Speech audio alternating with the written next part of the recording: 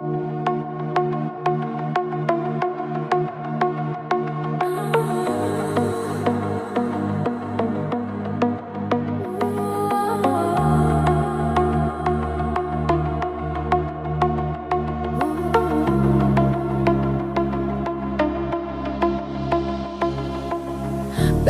çok incitmişim sevdiğim insanları, belki çok aldatmışım can diyen cananları.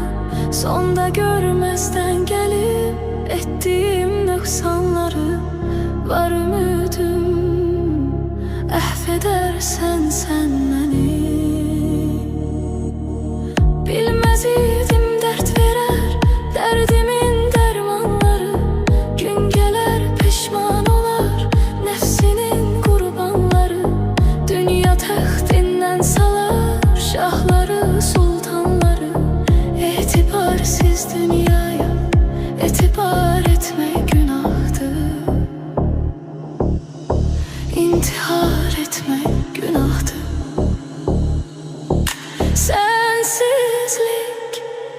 Sensizlik çok çetin dünyada, qəm yazılmış qismətim, qalmayıbdı taqətim, sevməyiydi niyyətim, şahid olmaz qəlbimə Allahımdan başqa bir kəs.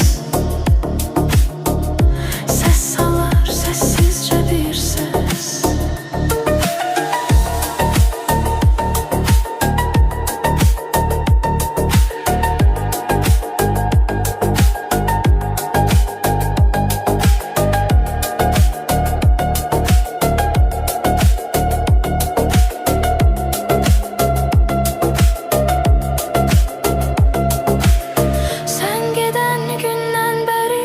Vəsfedir sözlər səni, ruhum ardıncan gələr, kölgə tək izlər səni.